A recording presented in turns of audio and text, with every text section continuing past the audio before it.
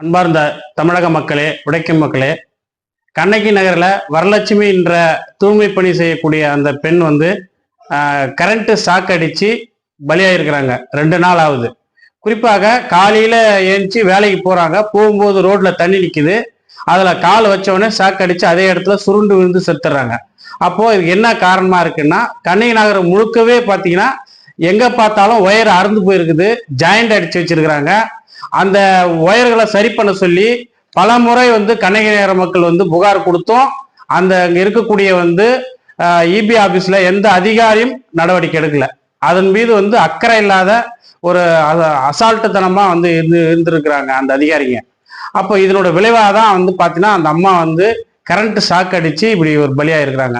குறிப்பா இது மட்டுமா அப்படின்னா இல்லை. இப்போ கண்ணகி நகரில் குப்பை அள்ளுறதே இல்லை. 3 நாள் 4 நாளைக்கு குப்பை அள்ளுறது இல்லை. அதே போல மழை பெஞ்சாக மாடியிலேருந்து தண்ணி சொட்டுது. இப்படி பல பிரச்சனைகளோட தான் அந்த மக்கள் வாழ்ந்துட்டு இருக்கிறாங்க. போய் யோசிச்சு பாருங்க. குறிப்பா கண்ணகி நகர் எப்படி உருவாயிடுச்சு? ஒரு 15 வருஷத்துக்கு முன்னாடி சென்னையில ஆங்காங்கே இருந்த மக்களை அப்புறப்படுத்தி சென்னை சிங்கார சென்னை அப்படின்னு சொல்லி உருவாக்க போறோன்னு சொல்லி கண்ணகி நகர் என்ற ஒரு ஹவுசிங் போர்டை உருவாக்கி அங்க இந்த மக்களை கொண்டு போய் கொட்டினாங்க. அப்போ அந்த மக்களுக்கு தரமான கட்டிடம் கட்டி கொடுத்துருக்குறாங்களா? இல்ல தரமான மின்சாரம் இருக்கா? இல்ல தரமான குடிநீர் இருக்கா? இல்ல தரமான சாலைகள் இருக்கா? அப்படின்னு எதுவுமே இல்லை. அப்போ அந்த மக்கள் இந்த 15 ஆண்டுகளாக ஒரு அவல நிலையில தான் வாழ்ந்துட்டு இருக்கிறாங்க. அப்போ கண்ணகி நகர் போல நீங்க சென்னையில் எடுத்துக்கோங்க. கோபாலபுரத்துல எப்படி இருக்கு? ஒரு குப்பையை பார்க்க முடியுமா ரோட்ல? அதே போல அண்ணா நகர் எடுத்துக்கோங்க, கீழ்ப்பாக்கம் எடுத்துக்கோங்க. அண்ணா நகர்ல கேம்ஸ் வில்லேஜ்னு இருக்கு. நீங்க போய் பாருங்க. அதெல்லாம் ஐஏஎஸ் ஐபிஎஸ் அதிகாரிகள் குடியிருக்கிற இடம். அவ்வளவு சுத்தமா இருக்கும். பார்க்க வசதி, காத்தோட்டமா வாழ்ந்துட்டு இருக்கிறாங்க. ஆனா இந்த மக்கள் அன்றாட செத்துட்டு இருக்கிறாங்க.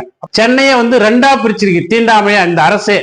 அங்கெல்லாம் தீண்டத்தகாத மக்களாக கண்ணகி நகர், செம்மஞ்சேரி போன்ற பகுதிகளில் எடுத்து அந்த மக்களை ஒதுக்குப்புறமா கொண்டாந்து குடிய வைக்கிறதுக்கும், அதே போல சென்னையில மையப்பகுதியில் இருக்கக்கூடிய மேட்டுக்குடிகள், கார்பரேட்டுகள், அதே போல தொழிலதிபர்கள், ஐஏஎஸ் ஐபிஎஸ் அதிகாரிகள் எல்லாம் குடியிருப்பு பகுதிகளாக இன்னைக்கு சென்னை நகரம் இருக்குதுங்க. அப்போ இது ஒரு அரசே ஒரு தீண்டத்தகாதவாக கடைபிடிக்குது. எப்படி அந்த காலத்துல ஊரை என்னும் சேரி என்னும் பாப்பா பிரிச்சு வச்சானோ அது போல இன்னைக்கு அரசே ஒரு தீண்டாமையை கடைபிடிக்கிறது. அதனுடைய அவல நிலையில் தான் இன்னைக்கு அந்த அம்மா இறந்துருக்கிறாங்க. அதே போல இதுக்கு முன்னாடி இன்னொருத்தர் அதே போல கரண்ட் ஷாக் அடிச்சு இறந்துருக்கிறாங்க. இப்படி அந்த மக்களுடைய துயரம் என்பது அன்றாடம் இப்படி ஒரு நிலைமையில போயிட்டு இருக்குது. அப்ப இதோட நிக்குமா அப்படின்னா இல்ல. இது செம்மஞ்சேரிலேயே நீடிக்கும். இப்ப செம்மஞ்சேரியில 8 அடுக்கு மாடி கட்டி கொடுத்துட்டு இருக்காங்க. அதனுடைய தாக்கம் என்ன ஆகும்?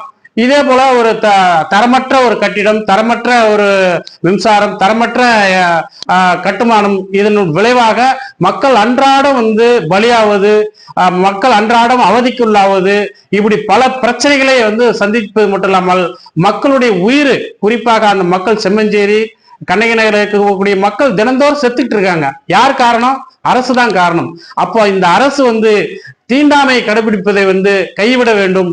அந்த அடிப்படையில தான் நாங்க இந்த வரலட்சுமி என்ற அந்த பெண், தூய்மை பணி பெண் அந்த இறப்பதுக்கு காரணம் இந்த அரசு அதிகாரிகள், குறிப்பாக மின்சாரத்துறை சார்ந்த அதிகாரிகள் பொறுப்பேற்கணும். அவர்களை பணி நீக்கம் செய்யணும். கண்ணகி நகர், செம்மஞ்சேரி, அதே போல கோபாலபுரம் எல்லாமே சென்னை மாநகராட்சிக்கு உட்பட்ட ஒரு பகுதி தான். ஆனா மாநகராட்சிக்கு உட்பட்ட பகுதியில கோபாலபுரம் எப்படி இருக்குது, அதே போல அண்ணா நகர் எப்படி இருக்குது, இன்னொரு பக்கம் பாத்தீங்கன்னா ஐஏஎஸ் ஐபிஎஸ் அதிகாரிகள் இருக்கிற கேம்ஸ் வில்லேஜ், கீழ்ப்பாக்கம், இங்கெல்லாம் போய் பாருங்க. இப்படி ஒரு அவல நிலை இருக்கா? ஆனா செம்மஞ்சேரியில மட்டும் ஏன் 4 நாளா குப்பை அல்லல, பல தடவை சொன்னாலும் அல்லல அப்படின்னு சொல்லி அந்த மக்கள் புலம்பிட்டு இருக்கிறாங்க. மாநகராட்சி அதிகாரிகளும் சரி, மின்சார வாரிய அதிகாரியும் சரி, இது அரசு கட்டி கொடுத்த கட்டிடம் தானே கண்ணகி நகர். கண்ணகி நகர்ல குடும்பம் இருங்க, பாருங்க தெரியும். அப்போ மேயர் வாங்க, 1 மாசம் குடியிருங்க, நாங்க ஒன்னா ஒரு பிளாக் காலி பண்ணி தரோம். அதே போல மின்சார வாரிய அதிகாரிங்க வாங்க, 1 மாசம் தங்குங்க கண்ணகி நகர்ல, என்ன நிலைமைன்னு நீங்க தெரிஞ்சுக்கோங்க. அப்போ நான் காலங்காலமா குப்பையிலையும் இந்த அவல நிலையிலும் வாழ்ந்து செத்துக்கிட்டு இருக்கணும். நீங்க நிம்மதியா வாழ்ந்துட்டு இருக்கணுமா? இதுல இருந்து படிப்பினையா நீங்க எடுத்துக்கல அப்படின்னா விளைவுகள் சந்திக்க வேண்டியிருக்கிறோம் அப்படின்னு நாங்க உங்களை எச்சரிக்கிறோம்.